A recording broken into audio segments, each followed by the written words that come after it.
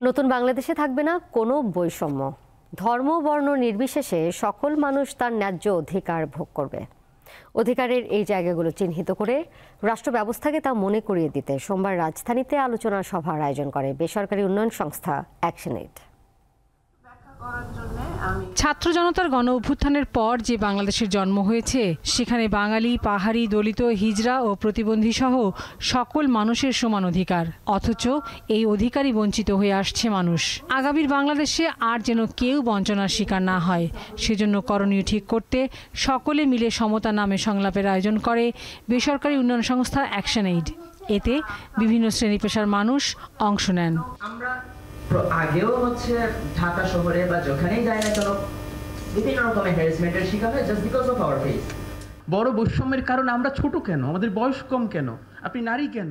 নারীরা জানান এখনো সমাজের নানা স্তরে বৈষম্যের শিকার তারা। নিরাপত্তা, শিক্ষা ও স্বাস্থ্যসহ মৌলিক নাগরিক অধিকার প্রতিষ্ঠার দাবি তাদের। সুবিধা বঞ্চিত শিশু যেন রাস্তায় রাস্তায় না থাকে, তারা যেন একটা নিরাপদ জায়গায় আবাসস্থল করতে পারে। আমাদের এখানে আইন করেই খুবই নিয়মতান্ত্রিকভাবে আমাদেরকে অধিকার থেকে বঞ্চিত করা হয়। তার মধ্যে অবশ্যই একটা হচ্ছে অভিভাবকত্ব আইন বাচ্চার। সেক্স ওয়ার্কার যেদিন ইনকাম করতে না পারে সেদিন কিন্তু তার পরের দিন তার বাচ্চারা না খেয়ে থাকে। বর্তমান সময়ে কিংবা এর পরে যারা রাষ্ট্র ক্ষমতায় আসবে তাদের কাছে বিষয়গুলো পৌঁছে দিতে এমন সংলাপ জরুরি বলে জানান বক্তারা। আমরা অটোক্রেসি বা ফ্যাসিজমের বিরুদ্ধে এক দাবিতে দাঁড়িয়েছি। আমরা সেইভাবে এক দাবিতে দাঁড়াবো যেন বৈষম্য না থাকে। বৈষম্য শুধু কোটার বিষয় না, চাকরির বিষয় না, সুযোগের বিষয় না।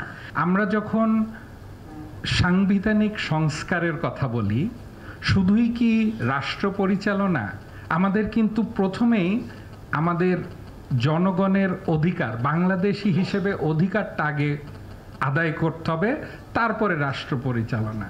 আয়োজকরা বলেন ন্যায্যতার বাংলাদেশ গড়তে সকলের অংশগ্রহণ জরুরি। লাবণী গুহ, দীপ্ত সংবাদ, ঢাকা।